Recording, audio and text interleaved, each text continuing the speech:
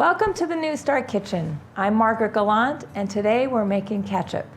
This is your own homemade ketchup recipe that you can make quickly, and it gives you a lovely ketchup to have in your refrigerator. So let me go through the ingredients with you. First, we have 1 cup of tomato sauce.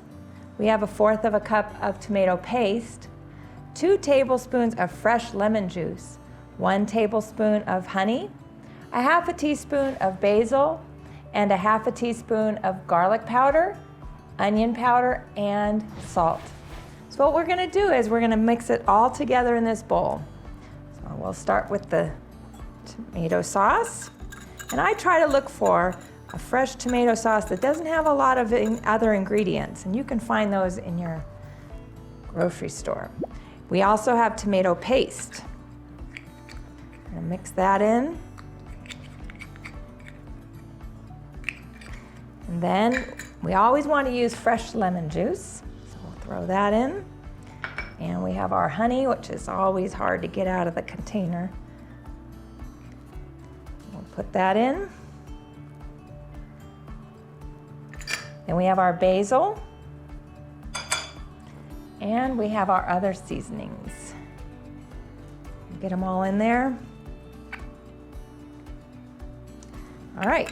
And then we whisk it together. Get it all mixed up. And this is so wonderful. It doesn't have all those added sugars that you get in other ketchups in the grocery store. And you make it. Isn't that fun? It's always fun to make your food for your refrigerator. So this will stay in your refrigerator probably about 1.5 to 2 weeks.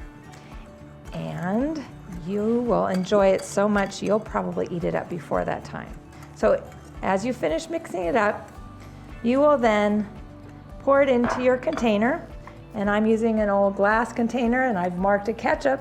You want it to be airtight, so you want it to have a lid. And we'll put the ketchup in here.